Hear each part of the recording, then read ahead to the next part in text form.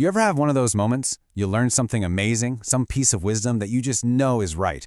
But then, when you actually need it, your emotions just completely run the show? Well, today, we're going to talk about exactly that. We're diving right into that gap between what our brain knows and what our heart actually does. Wow. This quote just gets right to the heart of it, doesn't it? It's a struggle I think we all feel.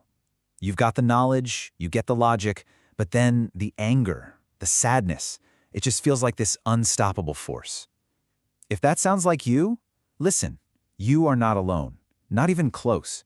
You're actually up against one of the oldest challenges in human history. All right, so here's our game plan.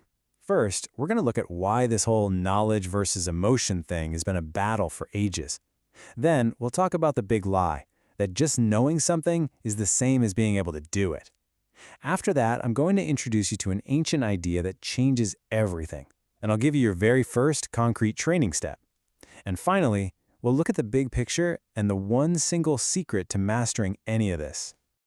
Right, so that feeling of being hijacked by your own emotions, it's not some new problem that came with smartphones, and it's definitely not some personal flaw you have. No, this is a fundamental part of being human that people have been wrestling with for literally thousands of years.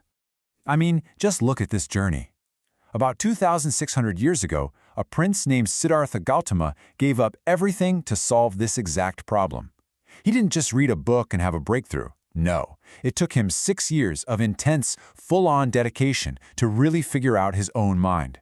This journey wasn't about collecting information. It was about total, hands-on transformation. And that brings us right to the biggest misunderstanding of our time. See, we live in this amazing age of information. We can learn anything with a couple of clicks. But that creates this powerful illusion. We started to mix up having access to information with actually having a skill. Think of it like this, right? Like sports. You can watch 100 hours of a pro boxer teaching the perfect jab on YouTube. You can understand the theory, the footwork, everything. But does that mean you can get in a ring and actually throw a powerful punch? No way. Knowing the idea is instant, but mastering the punch, that's gradual. That takes daily practice, sweat, and discipline. And this is so crucial. We get frustrated because getting the knowledge is so easy, so we think the results should be just as fast.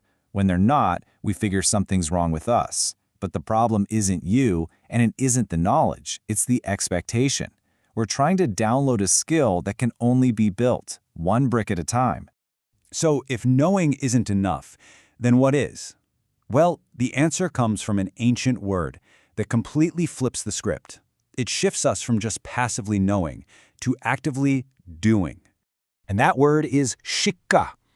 You know, when we say learn, we usually mean we read a book or watched a video. But shikka is totally different. It means to train, to practice, to repeat something over and over until it becomes a part of you. Shikka is the bridge that takes you from the idea, I should stay calm, to the reality of being calm when everything's hitting the fan. It's the engine that turns knowing into doing.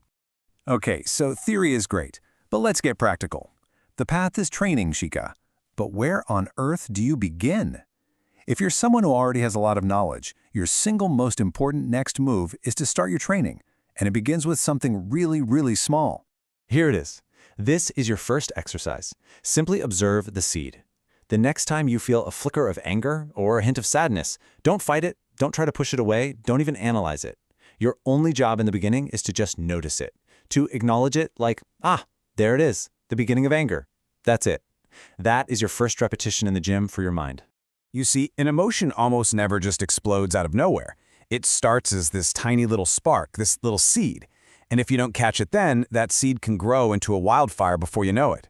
So the goal of your training is to get good at spotting that tiny spark and just watching it without adding fuel to the fire. And listen, you're not going to be perfect at this. Not the first time, not the 10th time. That's okay. That's what training is for. Now, to really understand the path you're on, there's a concept from martial arts that is just perfect. It's called Shin-Ji Tai, and it's basically a map of the different areas you'll be training. Shin-Ji Tai means mind, technique, and body. And what's really interesting is that this list is in order of difficulty, from hardest to easiest. We usually start our training with the body, Tai, things like exercise, because it's concrete. Next comes technique, Gi, which are the skills we practice, like observing that seed of emotion. But the final boss, the most important and most difficult thing to master, is the mind, Shin. Why? Because it's invisible, it's slippery, it's the very tool you're trying to train with. It's a real challenge. Just stop and think about that for a second. We spend years, sometimes decades, training for a job. We go to school, we go to university, we get certifications, we pour so much time and money into it. But how much time do we spend deliberately training the mind? You know, the one thing we have to live with every single second of every single day for the rest of our lives. When you look at it like that, this training isn't just a nice idea, it's probably the most important work you can ever do. So we get the problem, we have the idea of shikha, and we have our first step. But this is a long road. Progress is going to feel slow sometimes. So what's the secret? How do you keep going, especially on those days when you feel like you're getting absolutely nowhere?